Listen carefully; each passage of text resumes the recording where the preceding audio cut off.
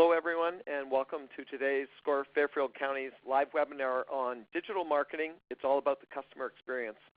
I'm Bob Hogan, the webinar coordinator and a business mentor here at SCORE, and I'll be your host today. Our presenter is Kate Berg, and more about Kate in just a moment, but first some brief information on SCORE. SCORE is a national organization with over 11,000 volunteers across the country. And here locally at SCORE Fairfield County, we have over 120 volunteers with a wide range of industry, process, and subject matter expertise. And we offer three primary value-added services to small business owners. First of all, we offer one-on-one counseling, either face-to-face, by telephone, email, or Skype. We offer over 150 educational workshops and webinars throughout the year. And we offer extensive resources on our website, including a network of subject matter experts that you can have at your disposal. Our next webinar will be 2 weeks from today on Tuesday, April 3rd, when Cliff Enico will present Raising Capital for Your Small Business. And you can find more details on that on our website at fairfieldcounty.score.org. We have set aside time for Q&A at the end of Kate's presentation, but we will also take your questions as we go, and we would like to keep it as interactive as we can. So if you do have a question, please use the chat window at any time during the presentation, and it's on the lower left-hand side of your screen. We will respect your time today and end our webinar sharply at 1 o'clock. The session is being recorded, and the link to the recording will be available on our website within the next day or two. So again, the materials and the recording will be there. It's now my pleasure to introduce Kate Berg, our speaker. Kate has over 25 years in technology and strategic marketing, focusing on helping companies grow, go public, and securing venture capital funding. Kate has built 2 social media and mobile-based businesses and has deep experience in content marketing and influencer communities. She also built global PR for Gartner in the 90s and helped KPMG Consulting go public. And she's been a volunteer here at SCORE since 2009. So Kate, I'll turn it over to you. It's all yours. Hey, thank you very much, Bob, and good afternoon, everybody. I do hope you all are looking forward to a educational session, and hopefully we can learn from one another during this session. I'm really excited, always excited, to be helping small businesses and growing businesses figure out tools and new ways to connect to customers, and I think today's landscape is more exciting than ever because you've got literally in your home office or in your office space the world of tools available to you to reach and build your customer base like never before. So I think you should be excited about digital as it moves forward because it's always giving you as a small business the tools that are as good as the large companies out there. And we already talked about me, so we can go past that slide. Really what I want to impress on people a lot of the time if they're not really familiar with digital is this is no longer an optional issue. I don't think I have to sell this point. Your audience, no matter what you do, is rapidly transitioning all of their business and personal activities, just like you are, to various digital environments. 42% of seniors over the age of 70 have smartphones and use everything from email to websites, to Facebook and more, as you may know from your own family and friend circle. So to ask if you should be investing in digital marketing is really like asking if you want to be in business in 3 years.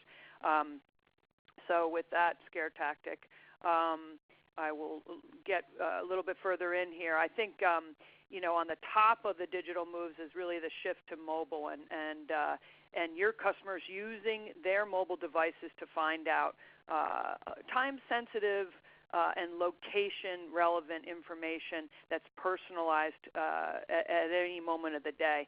And so you can use this fact to promote your services or goods or ideas just by ensuring that you are building relationships with them via these technologies. And you can do this by being useful and timely and relevant. And you don't need to be a tech wizard because the tools have.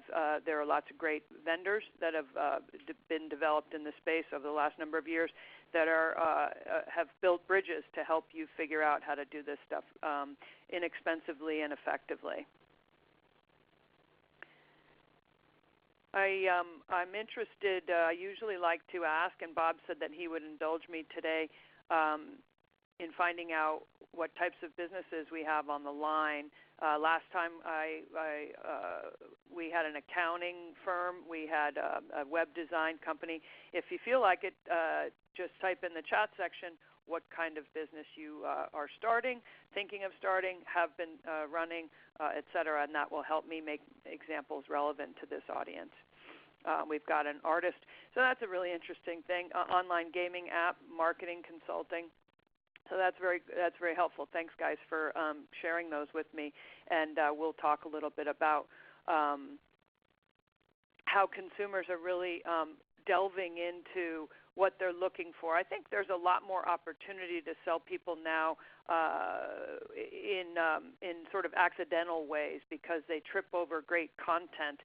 I think the customer experience, if I could pull back and use a macro example, the customer experience is really all about control. I, as the customer in the world of digital, I'm in control of my environment at all times.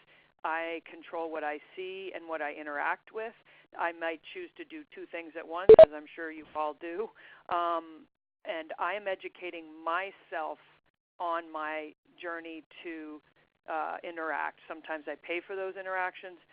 Sometimes I interact with them physically with my body. At the same time, I'm doing it on my phone. If I go to a movie theater, I'm now no longer really engaged in going up and paying for my ticket. I've already taken care of that on the way to the theater. So if you understand that analogy and are using that in your life, you can imagine how your customers are coming to your website or tripping over your brochure or your social presence in somewhat of an educated place already, or if not, they will quickly educate themselves if something you present triggers an interest in them. So the goal is to kind of, if they're fishing, you want to be offering a whole bunch of the best type of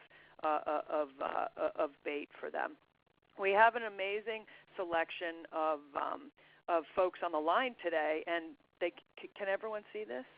Okay, so I'm the only one that can see. We've got really just an incredible array. We've got real estate broker and museum curator in one person that's on the phone, so that's a dual focus. We've got music educator and performance anxiety coach. Really an interesting field there. Voiceover performer, cybersecurity consulting, and somebody who makes custom cakes, which is probably my favorite so far. Energy healers, home health care, nano influencer marketing agency who's right here locally in Norwalk. Hi, Brian. Good to see you there. Really, I will talk about content marketing and how important that is for the customer experience. I think, the Google dominance probably doesn't need to be emphasized. We understand that Google really drives a lot of what your customer is seeing. And the invisible tentacles behind the scenes that Google controls and has out there is important for you to think about because they own YouTube. YouTube is the second largest search engine in the world, and so video is important for you to consider as part of your strategic marketing. You really do need to think about engaging in some video content and figure out how to produce some content and get proficient at that over time, embedded in your social sites if you haven't ever done anything like that before. The great news is with things like Instagram stories and frankly the tools that are on your smartphone, the embedded apps that come with your phone, make it fairly easy to give a try to some short form video content.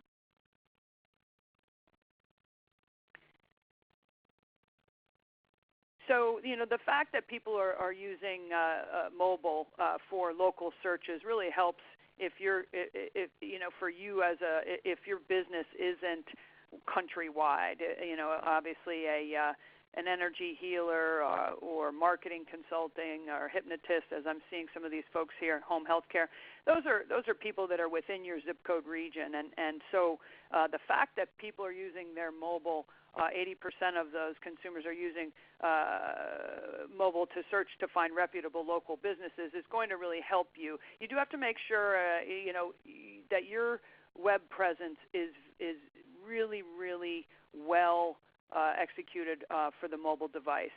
And if you're thinking that it doesn't matter, that they can call you, you really need to get smart on that and not demand your customer figures out how to get to you. You need to really make it simple, easy, and enticing for them to search mobily and find you quickly.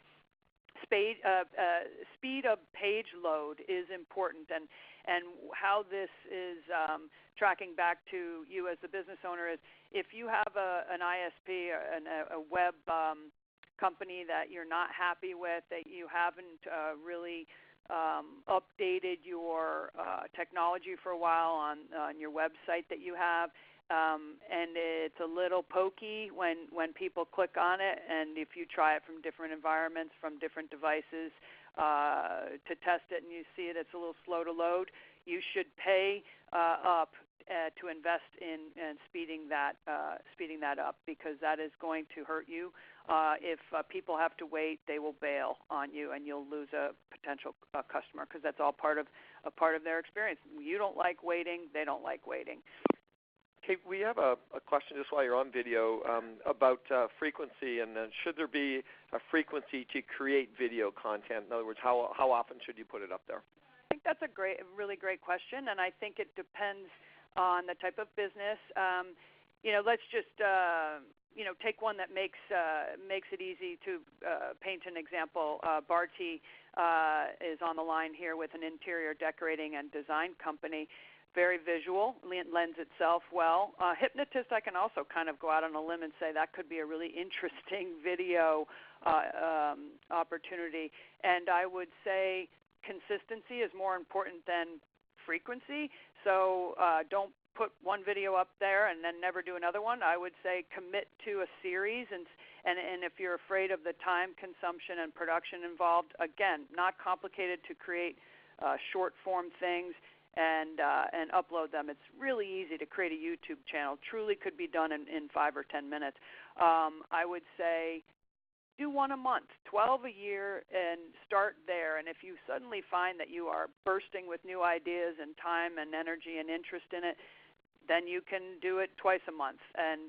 But I would just say the consistency is important, and I would also say that relevancy, obviously, to your audiences and their interest, and that the events of the world and the day.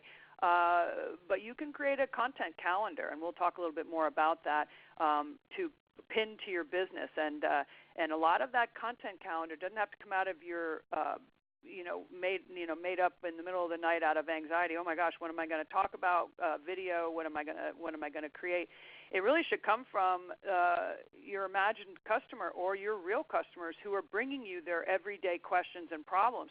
Note them, reflect on them, remember how you solved a problem for some person last week. That could be a great video content piece for next week. We have a related question on length of video. Do you want to comment on the length of video? Yeah, I think that's a really important point, and I'm glad that somebody asked about it, because I think that unless you are doing something very complex in your business, I personally feel that brevity is the soul of wisdom there. I think you should never go longer than a 3-minute time frame. I think that it's what they call in some circles in marketing video snacking, and people snack on content. And a snack should not be 30 minutes long. A snack should be a commercial length. But there's a lot of information you can pack into 3 minutes. And also as the producer now that you are and publisher, that's a lot less intimidating if you think about that a short form. You don't have to create a great deal. And as far as I'm concerned, when you're talking social sites and stories, you're talking way shorter than 3 minutes. You're talking about 15 to 30 seconds. So that's also really exciting. Thank you. And, of course, I'm a little bit all over the place, but hopefully you are following along on this talk track.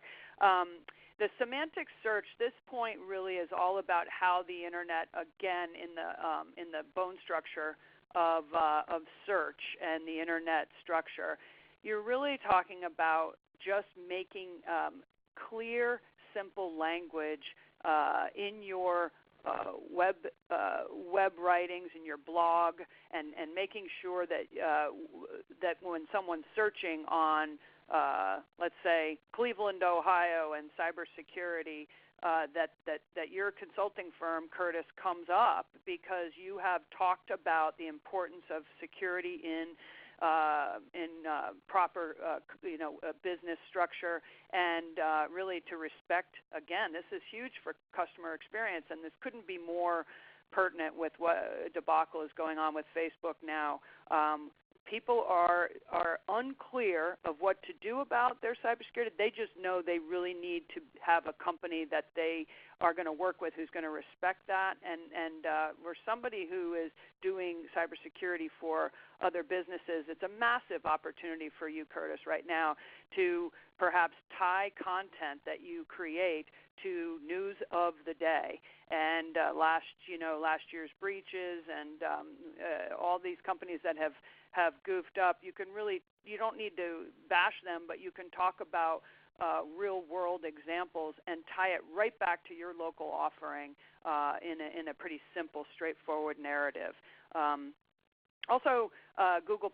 This is something that you really should take the time to regularly post. If you're creating your social presence and picking a couple of channels, just use that opportunity to syndicate, or as that's a fancy word for replicating that content over on Google+. And the reason I would say that is because of this dominance that they have. This will really help your search results, and because it populates the search options there with your company name, and it will really help if you're on Twitter. Anything that's a social site in addition to your own property, your website, will really help to and tied to the relevant topic of the thing that you do for your business, will really help you to be found easily online, and that's the name of the game. Google has also business pages, and I don't know if any of you have done this, but you can claim your business page. If you're a registered business, you should be able to find yourself there, but you need to officially claim it with Google and say, yes, I am who I say I am, and you can go click on that, and you fill out a form digitally, and then they will mail you a postcard in snail mail, and then I think you type in a code once you get that, and you're good to go, and you have claimed your page, which gives you a location tag online, so that's a really helpful thing as well. One thing last on this thing is on this slide is voice search. This is really big, and I'm sure that many of you have Alexa or other tools now that are becoming really pervasive. This is important because it affects search, and this means only that simple, clear phrasing in all of your content, just as it was a number of years ago with Google changing to semantic search, so that it's just, how do I find a hairdresser in Fairfield? That's what semantic is, rather than the old days you would type in hairdresser, Fairfield, this and that. Now you can just talk like you speak. Same thing with voice search. Same thing. Just means you have to, make an effort to update your web copy, your content, and anything that you write, just to be very clear about the value you offer, and tag it to location if you're a location, pertinent business. If you don't do business everywhere. Kate, we've got a number of questions on this slide, so maybe we'll take a few here. One's come in. How would you suggest deciding which content to post on the social media platforms that you choose? Example, Instagram and Facebook, to prevent redundancy. and this person is a holistic health coach, culinary based in Norwalk, but nationwide. I would say you do not have to worry too much about redundancy in general on social sites. I think that is probably the least of your worries. I think that, though, to respect to your point, the platforms all have their own unique niches or strong points, and Instagram is an innately visual platform, so visual content is happier at home there. And so what type of business is she? It's a holistic health. She's a holistic health. Okay. Yeah, so you might really want to have photographs or video of, and maybe a sweeping pan shot of some great food that's all whole food that maybe people didn't know was considered like healthy. I'm just talking off the top of my head here. And the Facebook post might be a little bit more text-based, and the Instagram post might have much more of a visual accent to it or focus to it. There's another one that's related. It's who can I find to do technical preparations for digital media for my website? It's kind of specific, but I think they're looking for help on that side. This is sort of a meta answer, but I would Google search that, and I would use the name of your region or town, depending on how large a town. If you're in a very small town, you might need to scope it out a bit, a 50-mile radius, but search on that specific need that you have.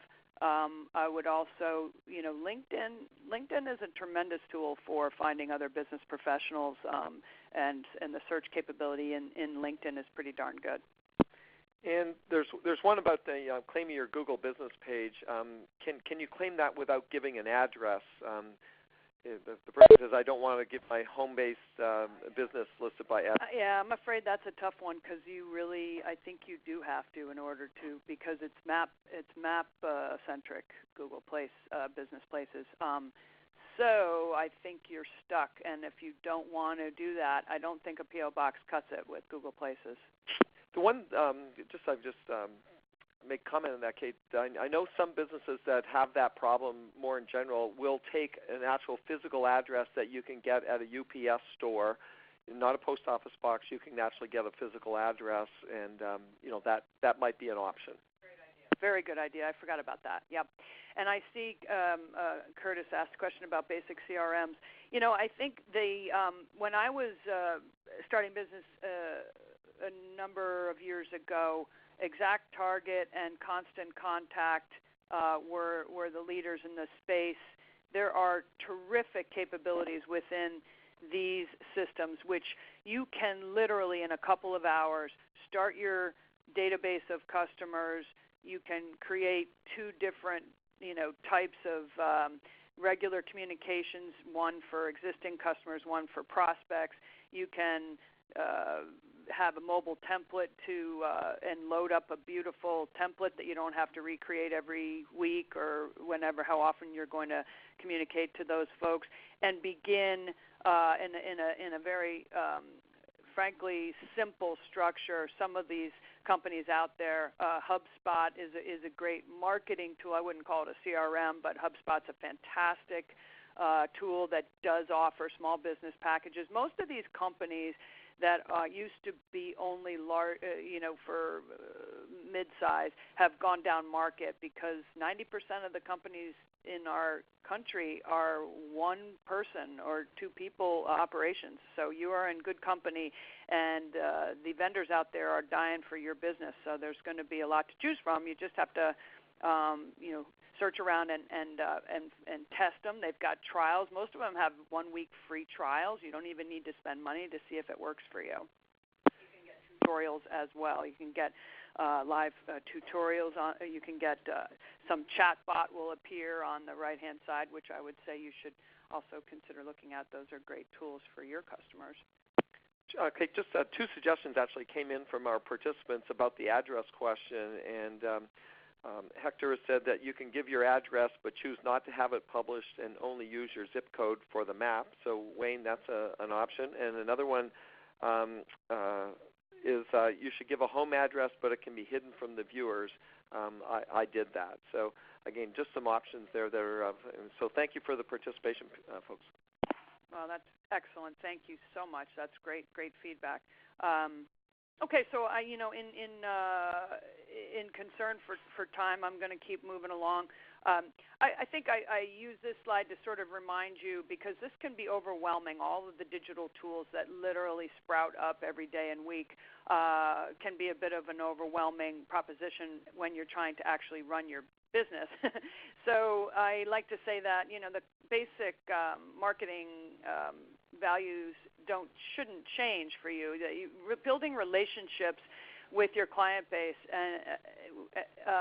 is so critical, because word of mouth will help your business thrive. And if you really do a good job, and now you can talk about that good job, and you can talk about customers you've helped via these digital channels that we're exploring, your business will really thrive. But you do need to focus on some basics that don't ever change and aren't technology specific.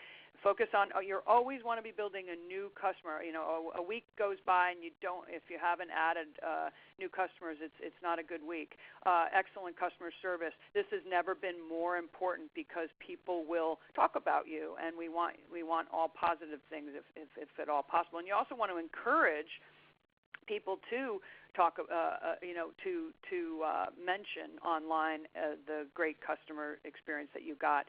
And you can also, once you're having that good experience, before it goes stale for anyone, I would recommend writing up a 200-word, that's like a paragraph, note to them afterward, and say, this is what I'd like to use as a case study. And it's not long, it's not pages long, it's a paragraph, and get their approval right away, because now you've got valuable case study permission from a client. You can use it in your social channels, your newsletter, any number of places, your website, as a jump quote, they call it in the publishing business. You put quotes around it, and it doesn't even have to say their last name. It could just be Martha or Betty or Bob. Customer retention, you got to focus on loyalty reviews. This is what I was just talking about. So, the only thing is I would say is, as I talked about, are you helping solve problems for your customers and help them on their path? And if you are, take notes at the end of each day, brief notes maybe in your calendar system that you use. Take a quick note about the person's issue that you solved, because these things, as a small business owner, I relate. Because I've had a number of businesses, time goes by quick, and you'll forget the great things that you did. So make a quick note, tell those stories, and use those stories in the channels that you have, and you'll build relationships of trust, because people love to hear about other people's stories. They don't really want to hear about you, but they want to hear about other stories out there. So I think, traditionally in the old days, we always thought about advertising, and now I think the decision making, and if anybody took any marketing classes or was a marketing major, this was always about the 4 Ps: price, product, promotion, and place. And now consumers are really involved in the process, as I spoke about, and they're educating themselves before you even know that they're in market, and they're empowered by technology. And statistics show that I think a customer visits like 7 or 8 different web pages or spots online. I'm sure that includes different social channels as well, before they even land on your website. So think about that, 7 or 8 on average. That's a stat from the consumer marketing and retail space, but I think that reaches across various sectors. And here's another stat very closely related. Approximately 4 in 5 American consumers read online reviews before making a purchase. So, and the reason is simple, right? We don't have to rely on what you say, in your ad, because we actually can figure out what other people are saying about it. It's pretty logical, isn't it? So the upshot there is that customers are pickier and louder than they've ever been, and one thing that I would say here is one of the gentlemen on the line is the CEO of an influencer marketing company called SigPay in Norwalk, and they are a micro influencer company. And this is, not the Kim Kardashian type of blogger influencer who's posting on Instagram, but really the girl next door, or the customer who loves the Equinox gym, and she might have a following of several hundred on Instagram and several hundred on Facebook, and SigPay is hiring her and a group of ambassadors to talk about their experience and sell on a local level. And there are folks out there that you can employ that will help you talk about your business in social channels. And so that's something to explore. That's a burgeoning area. SigPay is in Norwalk, and they are not national at this point. They're a new company, but it's SIGGPAY. That's the commercial. Brian, please send the check to my house tomorrow. So almost 80% of your consumers are reading online reviews, and I'm sure you do as well. And if you see like a lack of star ratings, it does it taints your view. I think we've trained our eye as we scan down results to kind of go for that organic content, not the paid ads, and we're looking for reviews and understanding of what people are saying. The peer-to-peer reviews in social media are critical for you. So over 50% will not even consider a business based on the Yellow Pages research here at the bottom. They won't even consider a business with negative reviews and ratings, and 27% will voice their dissatisfaction. So all of that comes down to really killing it in customer service and making sure that you may have a perception that an interaction went well, but perhaps you're not tuned in, and so you may want to employ a follow-up as part of your regular diligent process, which is, you can create a great email and leave it in your drafts folder. Just create a very short, nice email, and then all you do is put the person's name in at the top and just send it out at the end of the interaction. And maybe you're doing this already, but if not, you should be considering it. Depends on how many clients you have. Sometimes it can get, busy, but it would be good to make sure they're happy and that you're not wrong about what you think. Kate, there's a relevant comment or question on this from Jessica Jones, and she said, I had a legitimate customers leave me great reviews on Yelp, and Yelp put them under not recommended review. I called Yelp, and the person said that maybe I asked them to give me a review and would not change their reviews. So I'm going to venture a guess, Jessica Jones, that you are not a paying advertiser with Yelp. Am I correct? Because they have right, she says correct.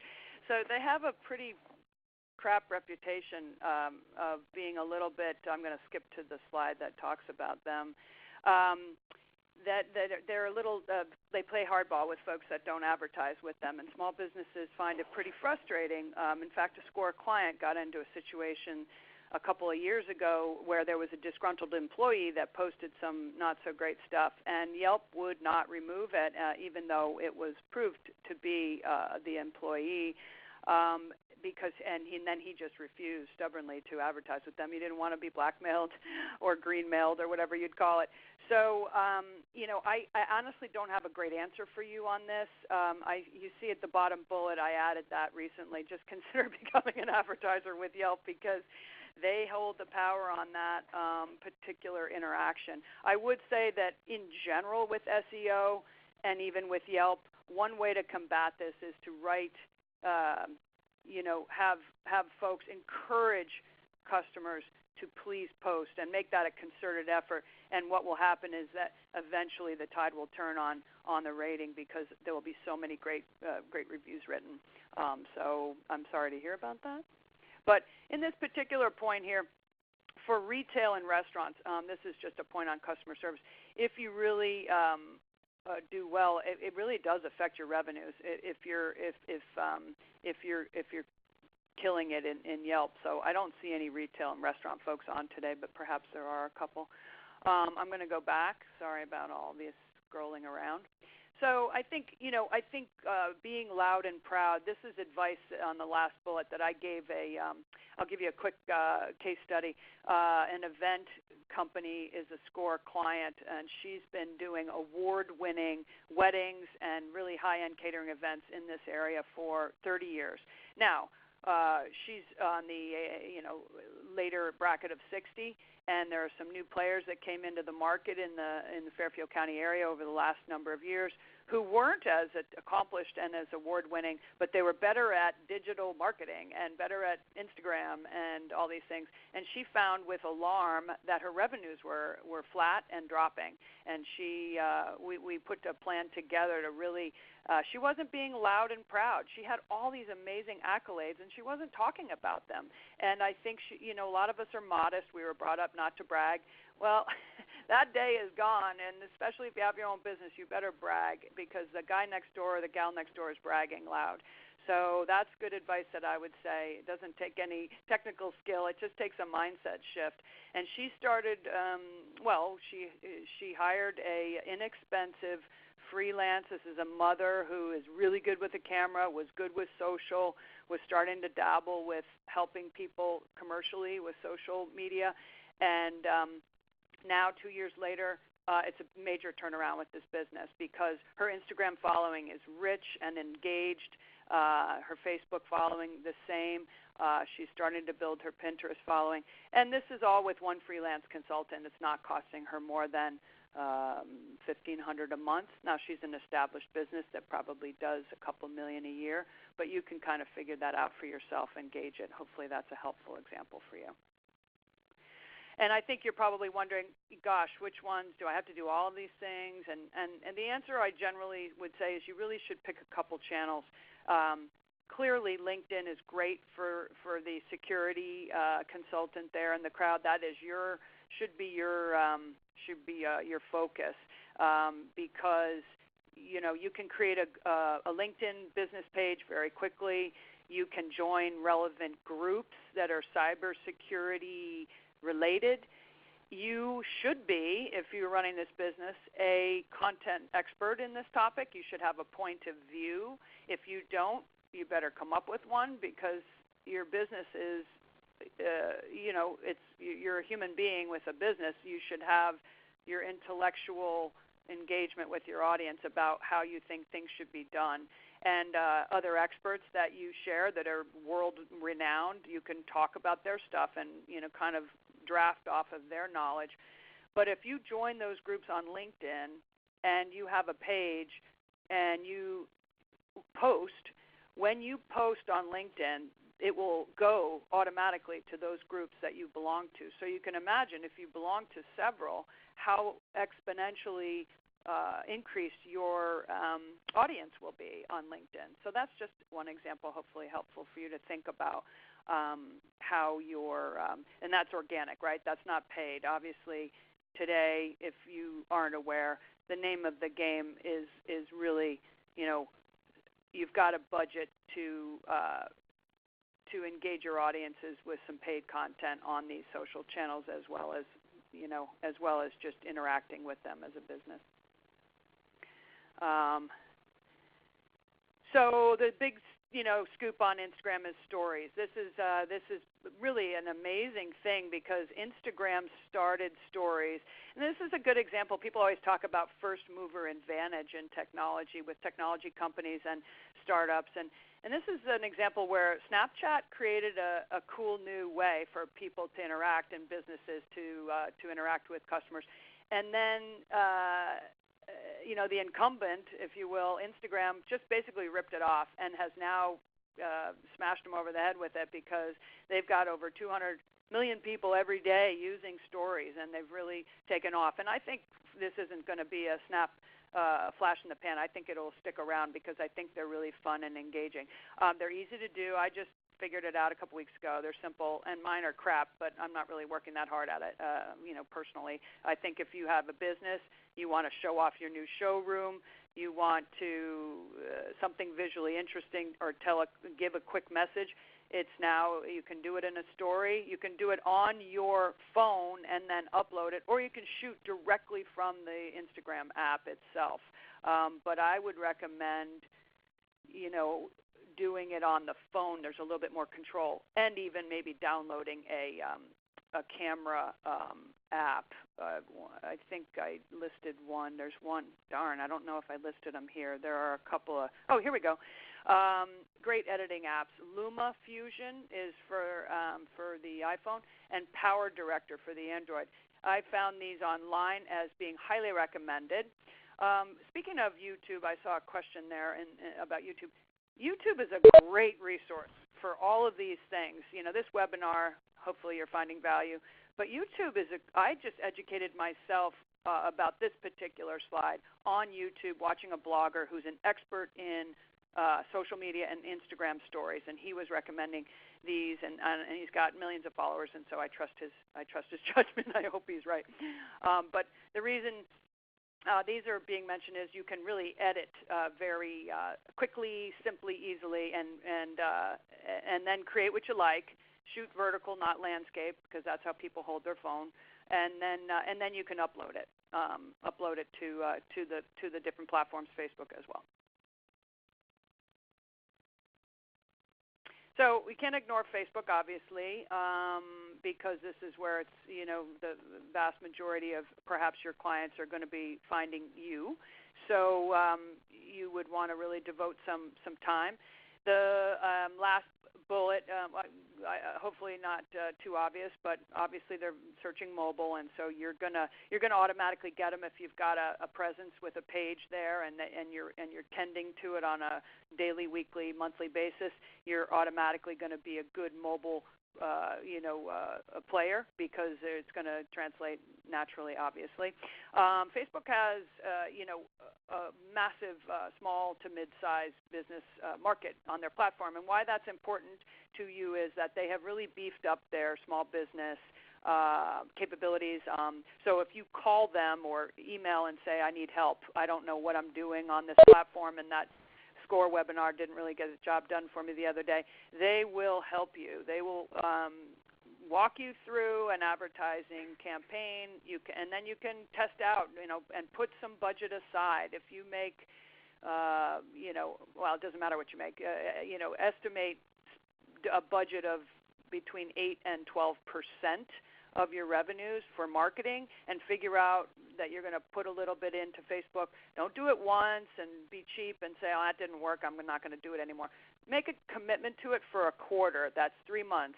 And then measure it and see how that went. Maybe change, the headline, change the photos, and iterate and experiment. You've got to experiment. The tools allow you to do that. Don't be afraid to try different things. And if it doesn't work, try something else. So a question from Jessica. I'm not sure what to post on LinkedIn or how to get reviews of my business on LinkedIn. Well, you're not really, the name of the game on LinkedIn isn't reviews.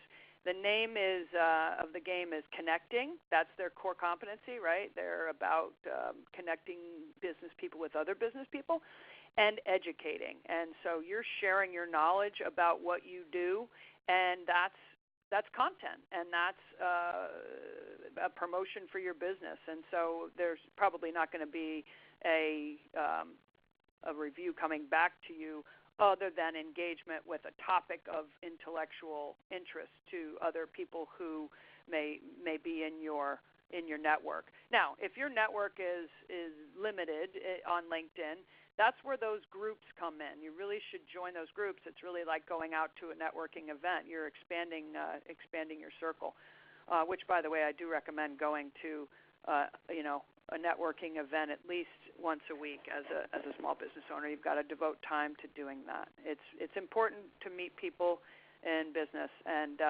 connect with them digitally when you go home. I can't tell you how many cards. This is a fun game I play. When I go out to events, I take people's business cards and I give them mine. And 99% of the time, I never hear from them again. But I write them just because. I don't take a card for no reason. I take a card and I say it was really great to meet you, and I connect with them somehow if I feel that I should be in their network, or I want to be in their network. But I'm shocked at how often people never do anything with business cards. If you're a business owner, you should be holding that business card like it's gold in your hand. Somehow that person can help you grow your business. So, I'll quickly run through this because I think we have a time constraint here. But there are a couple businesses out there, Yext and Local Ease and Universal Business Listing, that can help make sure if you've had a business for a number of years and maybe location has changed or things have changed, this helps keep your company's information consistent and up to date across multiple sites. Don't know if this is relevant to you, but those are interesting. You'll get a copy of this deck, right? They'll get, or will they? As I mentioned at the introduction, the slides and the recording of the webinar will be on the SCORE website, likely within the next day or two. So I think we're winding up, but test your site. These are some tips to go mobile. Optimize your website for local and mobile. So make sure it's of responsive design. That's the term. If your developer isn't using responsive design, then I think he's asleep at the wheel. Test your site. Begin with the basics. And what I mean by that is your site should just answer the basic questions of exactly what you do, the problem you're solving, where you're located, how to reach you. Those are easy things. And I don't want to go through this list. It's there for you to take a quick gander. So this is just a little technical thing that I was looking into some way that the digital journey has changed over time, and this is sort of getting a little technical, but the customer interaction, if you think about both real world and online, it can be considered in sort of three buckets.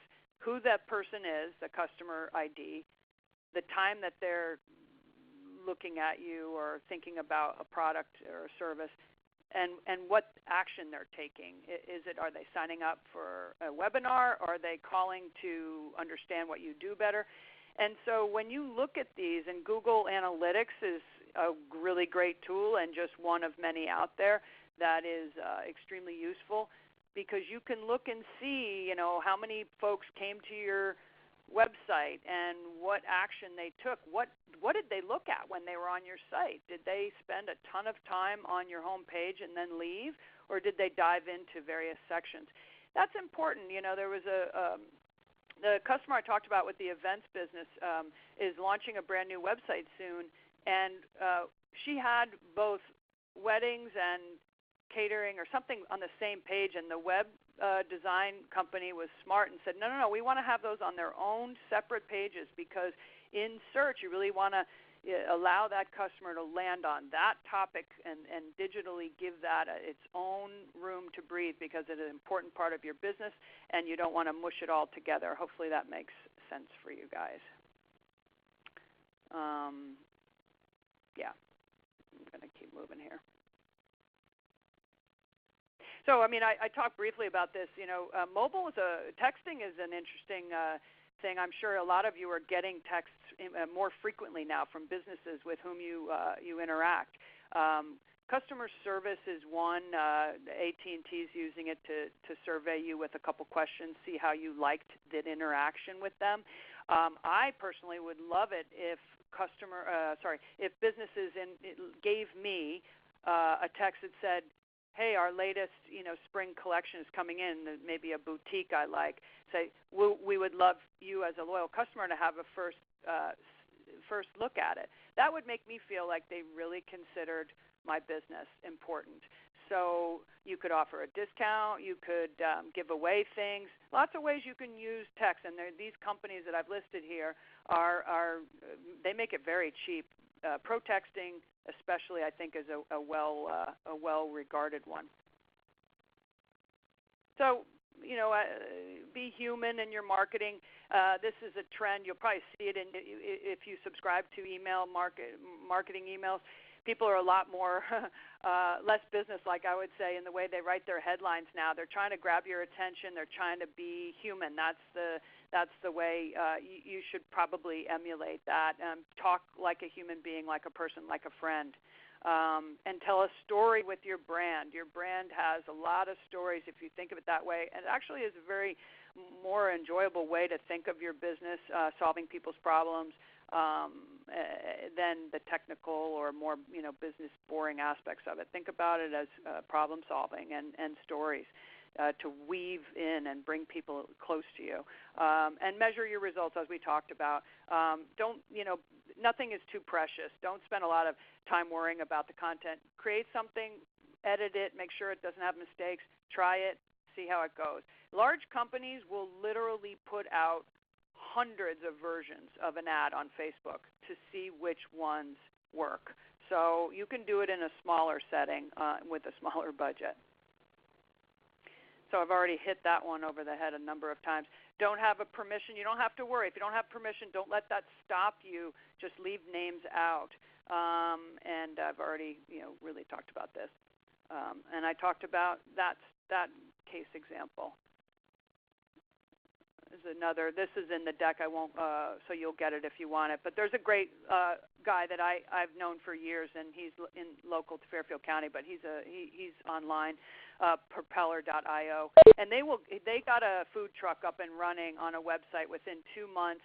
And they could take orders online. They had social weaved into their site, very affordable. I would recommend a company like that, and there are lots of companies out there like that, but this one I particularly know to be good, and they've been involved in digital for 20-plus years. They know their stuff.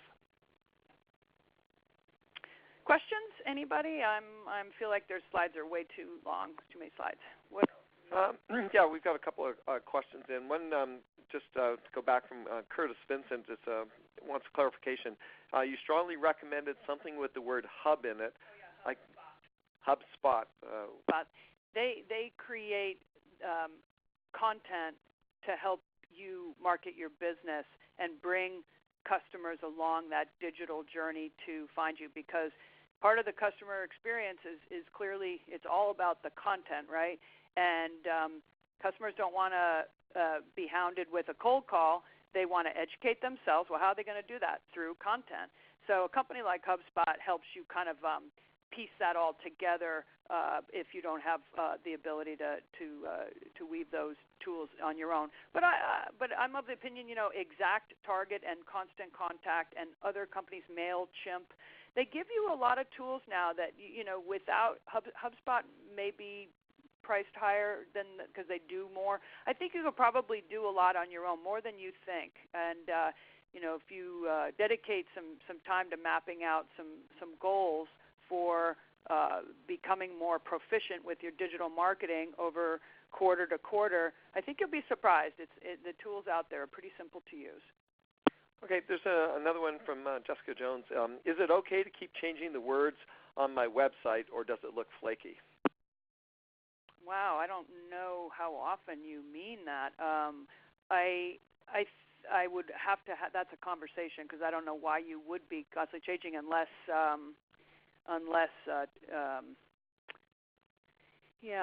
I think it's not. I don't know. I don't think it's great to keep changing them, and because I think you want to land on a term or a series of terms that are yours, that your brand identifies with, and I don't think it's a great plan to have those change all the time. I just went back to the propeller.io slide because someone's saying that Googled it and couldn't find it. So here's the exact spelling here. So propeller.io. And I don't know if I have web in this room, but I think, Jessica, it could be just that you didn't get the right spelling in. So we put it back up on the screen here, and again, the deck will be available up online. Yeah, fantastic questions, you guys. Any others that we want to entertain? I love the opportunity to kind of go off the cuff here and see if there are some things we can resolve right on the call. Okay, and Jessica did get through to that site, and we do have another one from Kevin Fay. So do you feel a Google search work paid ad campaign is a weak place to spend ad dollars as people scroll right past. Can you contrast this with Google+? Oh, wow. It's tough to contrast them because, because first of all, they're two parts of the same business, and so the answer to that first part of the question on the ads is complicated because it depends on what you do, what your business is. Some businesses, it's really good. I think it's good to do because you are going to wind up on the top, and I personally skate past them. Maybe you don't. I may be not typical in that regard, so I wouldn't say just because I do, everybody does. I probably shouldn't say that. I also think you're being seen, even though you're maybe not getting them to click. You are being seen, which is, I think, big. I also think, depending on your sector, AdWords and that ad can be affordable for you. Some particular sectors are very competitive on search terms, and that's when the cost becomes prohibitive and tricky for you to rationalize as a business owner. Google Plus doesn't cost anything, and it is woven together in the skeletal system of Google, going to help you with being relevant in search terms. There are a couple different things today that really don't cost, that are going to make you show up well, is timeliness, mobileness, for lack of a more elegant way to say that, timeliness, mobileness, relevance, and video. So if you're like, I'll do video next year, you can't probably ignore video because there are big bets being taken by Facebook and Google, and I know those are very different companies, but they have really placed big bets on video. So video is going to be critical. Okay, doesn't look like we have any other questions in the queue, but we have maybe a minute or so. If people have any final questions, we can take them. And we do have one from Susan Holland. Yext, a service that helps keep your info consistent on all platforms. Susan, I'm not sure if that's a question or just a comment, but I appreciate it. Great. Yext is, if it's a question, the answer is yeah, that's definitely one that I have personally worked with, and they're big now. They were a startup about 5 years ago, and they've really grown very fast. I don't even know if they got bought by somebody else, but they're good, and they are definitely one that you could use. So I hopefully I answered the Google ad question well enough. And there's a follow-up for Bonnie. That name is Yext, Y-E-X-T is the name. So just to clarify that. Actually, it's easy to remember that name. It's a good one. Well, I think we're almost at time here. So Kate, thank you very much, and that's really all the time we have for questions. So a reminder, a recording of the webinar and the slides will be up on our website. 2 weeks from today will be our next webinar on Tuesday, April 3rd. Topic, again, is Raising Capital for Your Small Business with Cliff Emico presenting. And so on behalf of SCORE, I'd like to thank all of you for attending today's webinar, and we'd really appreciate it if you could fill out your evaluations that you get at the end of the session. It really helps us. And thanks again, Kate, and have a nice day, everyone.